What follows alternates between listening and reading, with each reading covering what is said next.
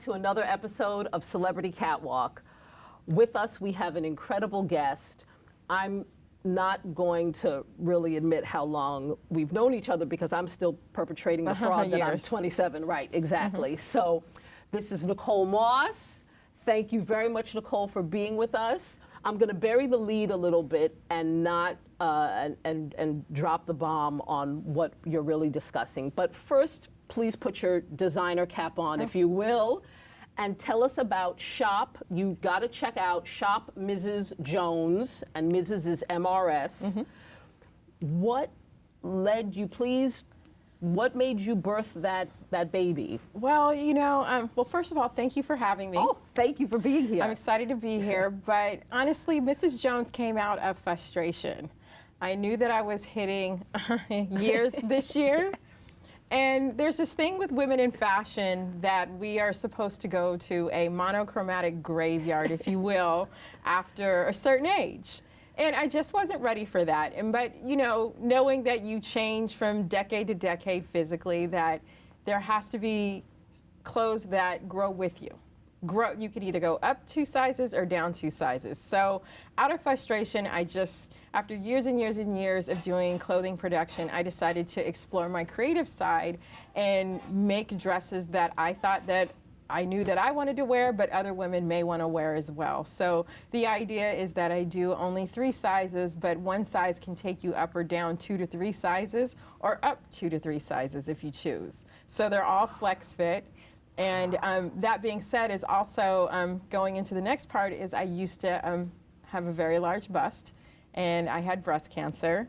And from overnight, I went from being a pear to an apple, so trying to navigate my way around that change of shape and what that meant. But I never really forgot the struggle of what it was to be large-chested.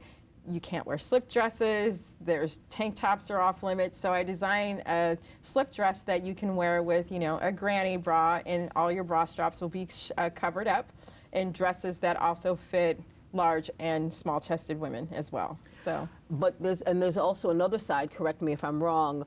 They are made. You have partnered with. Is it a sustainable? Or we are sustainable in our manufacturing because of our clothing is all, our material is all dead stock. But I also work with a women-run-owned factory in Guadalajara, Mexico. That's incredible. What is there something that made you? Did you always know that if you were going to start a clothing line, you would go to an all-women? Absolutely. You know, that's the thing about being in the driver's seat is you can control who's in the passenger seat with you. So that being said, is having come from a male-dominated industry, ironically, in fashion, I knew that when I started my own thing that I really wanted to work with women in terms of creatives and production and whatnot. So I have women photographers, I have women PR people, I have, you know, a women-run factory, which came about from another great friend of mine. So it was just, everything just kind of fell into place. Was it? I would think it would be really hard to find a women-run factory. It was a needle in a haystack, but luckily, by the grace of God, I was able to have a friend who had done her production with her, and it was just a right-away introduction. Wow. And so does this mean that Guadalajara is like on your frequent flyer list? It is. And I actually now have a sub-factory in New Jersey. It's Ecuadorian women-run owned. Yeah. You found 2. I found 2. That's really, we're gonna, 2020, we're gonna have a Shop Mrs. Jones, a Mrs. Jones fashion show, and we're gonna get more into that because that's not 100% the reason why you're here today, but that's really incredible. And the fact that you found not 1, but 2 women-owned and run factories. Correct me if I'm wrong. Yes. And you know, there's other women and 1 domestic, if you will. There's other women who feel just like us, so they go and do their own things. Incredible. So the real reason I buried the lead, but I would love for you to talk about how, when you first told me about your experience with cancer, what really resonated with me is how you really kicked cancer's butt. I really am so in awe of how you took control of your situation, and you really commanded, you asked questions. And I feel like when people get a cancer prognosis, and understandably so, they just kind of fall out. And Yes. you may have fallen out, but you quickly pivoted and took it back. So I got to stop talking so that you can tell your story, well, but I was just so amazed. Cancer is horrible. And being told at 42 that I had cancer was definitely a shock to the system. But there is this process that you go through with cancer, and I had found my breast had itched in one place for months. And I was due for a mammogram coming up, so I just moved it up and I got it done. See that? So detection, you Yes, saw detection something? is everything. Had I not done it at that time, and mind you, I was 4 months early in getting my next one, it could have totally went a different way. But there is a time frame from when they give you a biopsy to when they give you your results of about 8 to 10 days. And in that 8 to 10 days after they had done the biopsy, I said to myself, Nichole, you're never really going to have peace of mind again. This period of time right now is the only time you're ever going to be free. Worry about it when you have something to worry about, but enjoy your peace of mind now. Fast forward 10 days later, I get the phone call that it's cancer. I immediately obviously, it's a shock to the system because I had literally put it completely out of my head. Wasn't even an option, but it also wasn't a shock because I had taken the test and knew it was coming. So at that moment, I decided that, I was 42. I was in really good health. I was very lucky that, I had a great support system around me. And I said, if anybody, if you're going to have cancer, this is probably the best case scenario, in terms of having it. So all you really have to do is, the thing about chemo and cancer is there's a time frame. You can do anything for a certain amount of time frame. It's when things become indefinite that it becomes unbearable. So there is a time frame along this. So I just kind of kept that in my mind the whole way, that on this particular date that this was going to be over for me. Okay, wait, I need you to say that again. You decided in your mind, you gave it a time limit, Yes. a window. Well, there is one. They say you're going to have surgery, you're going to do chemo, and you're going to do, in this, you're going to have to do 4 or 5 rounds of chemo, and when that's done, you're done. Oh, okay. So in your mind, you just figured I just have to, you saw the finish line, if you will. Yes, there was a finish line. And from the beginning, there was always a finish line. I was very lucky that, with everyone, you never know how it's going to turn out. But at the end of it all, you just kind of put your head down and say, okay, let me go through this process. This is what I'm supposed to go through. Do what I have to do. Let me show up for myself in the best way possible and go through it. And at the end of, 6 or 8 months, let's see where we're at. It was small pieces. Your diet, I remember you talking about. You've got to share, please. Yes. Your diet, your food, your smoothies, your Yes. please. Well, please. I was a co-op kid growing up, meaning that when I was born, my mother shopped at the food co-op where healthy food in California, where we're from, is readily available. So one of the things I did was investigate what exactly was happening to me. What were the therapies that I was going to go through? What was the counter effects and the effects of what was going to happen, and how I could help myself?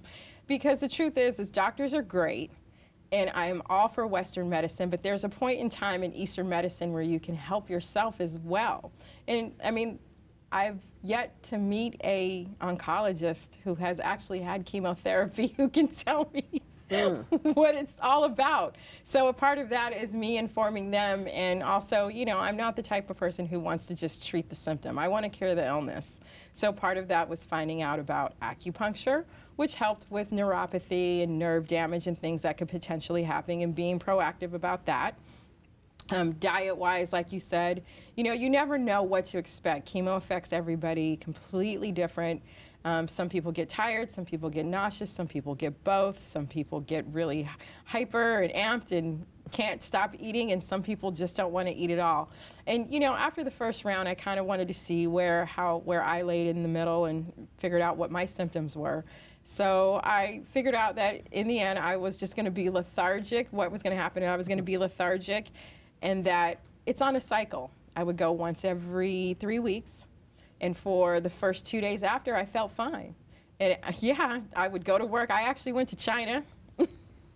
Oh, wow. I traveled because I knew at the 12th day is when I was going to start to feel pretty bad, and that would last for 7 to 8 days. But then on the 9th or 10th day again, I would start to feel like my old self again, so then I could resume my normal life. So for 3 weeks out of the month, I could pretty much live a full life, but part of that was, you know, knowing diet, not to eat too much before I went in so I didn't have after effects, trying to keep my diet light with lean protein. Protein is completely important when you're doing chemo because it does take away the muscle. So you want to keep protein on every meal.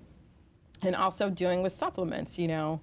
There's lots of great supplements on the market now, pharmaceutical grade, if you will, you know. There's things like L-carnitine that helps with muscle. There's things like lion manes that help with memory because there's such a thing as chemo fog where you forget, like, okay, my glasses are on top of my head, but where are my glasses type things. Right. That happens, so that really helped with, you know, chemo fog and memory recognition. And one of the things is I really made a plan for after when it was done. I was very fortunate enough to be in Charleston, South Carolina with my husband months after I was finished with therapy, and I really dedicated all that time to doing yoga and Pilates to get my muscle tone back, to build back to your range of motion, to build that back. So I spent 1 year during the time with chemo planning that 1 year after chemo and what that was going to look like. Wow, you really planned. And please tell us, because you were too cute to lose any hair. Yes. And I love that you researched and found and dealt with that. So that was the thing about doing chemo. It was very scary up front because, you know, it's going to take a lot from you. You don't know what it's going to happen. It's going to take your hair. It's going to take your breasts, especially with breast cancer. And it's going to put you into menopause overnight, and you have no idea what's going to happen. But it's all temporary. But a friend of mine and I had gone to Europe, and we had talked to a woman, and we found these things called cold caps. Now, what they are caps that you put on your head during your infusion, and you freeze them down to negative 32 degrees. And when you wear them during your infusion, it freezes your hair follicles, so the chemo drugs don't get to your hair follicles, and you get to keep your hair. No one knew. And the minute that I heard that I could keep my hair, it changed the game. I was up for anything. Vanity wins, but at the end of the day, it was really this. It was one thing that I could keep from cancer. Amen. You know? What I like, and it also has stuck with me to this day, is that you were telling me about, you asked questions. You questioned, because I don't think people know this, and I'll never forget you telling me this, that the doctors will prescribe things for you while you're going through cancer that will give you or could give you something else. Yes, absolutely. There are side effects. Everybody's DNA is different and reacts to the drugs differently. So there are drugs for after cancer that women, if they have hormone amplified cancer, that they're supposed to take to keep hormone suppression drugs. I particularly was allergic to them, so I never took them. But it's like a 5-year plan after that, and some of the side effects are pretty bad, but it does save lives. But in my particular case, I worked organically to suppress my hormones by diet and exercise. You know, a lot of what you do is, a lot of your hormones are processed through your liver. So, and kidneys, excess hormones. So, you know, eating lots of broccoli, high fiber foods, exercising, sweating. These sorts of things are the way that your body rids of excess hormones. But, I mean, I do want to tell anybody out there watching, if you are prescribed them, talk with your doctor first. I am not a doctor. Please do your research and find out what works for you. Right. But absolutely, you know, doctors are only allowed to prescribe with chemo what is the FDA allows. So chemo is really a prescription. Okay. Yes. I didn't even realize Yeah, that. absolutely. Okay. It's a prescription, so they can't modify it. But I did ask my oncologist questions. I did ask about the latest research. I wanted to know about the newest, drugs on the market during my process to see if there was, any new regimens that could be introduced. But I did advocate for myself, and I highly recommend anyone doing this. Don't be afraid to ask questions. Don't be afraid to challenge your doctors. They want to be challenged. They want to know that you are advocating for yourself. You don't just have to sit there and do what they say. You can ask them questions back, and you can always ask why. Was chemo the only prescription, if you will, you were given? Or Actually, I was very fortunate enough. There is a drug called Herceptin because I had HER2-positive breast cancer. And what that means is the type of cancer that I had was amplified by hormones, especially estrogen. And during that process, you can either be treated, a certain ways, but you cannot be treated with hormone therapy after the fact. But because I was HER2 positive, there is a drug called Herceptin that is really like, it's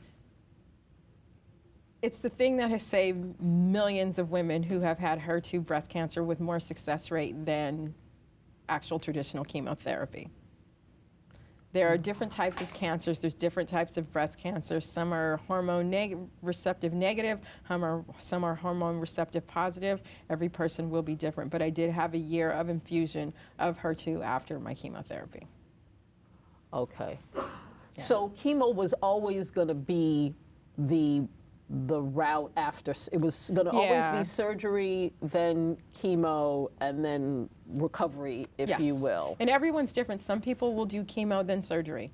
They will, some people will have to do radiation. I opted for a double mastectomy, so I did not have to do radiation. But I was very fortunate that when I had my surgery, at first, my mastectomy, I was declared NED, no evidence of disease, that my cancer was localized.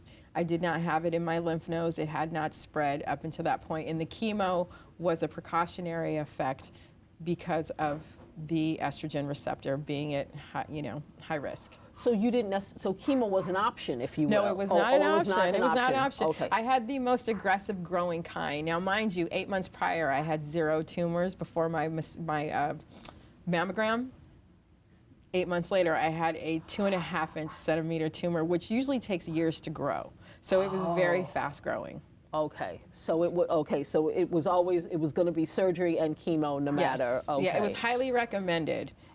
So of course you don't want to take a chance. And the truth is that you don't ever want to do this twice. Right. So you pony up, you show up to the bar, you take the shot, and you move on with your life. Move on. But so even though technically after surgery you were NED, there was nothing there. Yes. So you could have rolled like you could have gambled, if you will, and said, I'm done, I've had it. But I do not recommend that to anyone. Okay. Always err on the side. Just remember, you only want to do this once. I have a good friend now who had breast cancer a year after me, and was in remission for 1 year, and she had a lumpectomy, and now she has stage 3 lung because it metastasized. She's 36. So, every person, it's your choice, it's your body, but I highly recommend doing what you have to do. Don't let fear stop you. Dying is much more fearful than enduring chemotherapy. Listen, if I can do it, anyone can do it. I was not the person. You know me. I was not. Well, I still say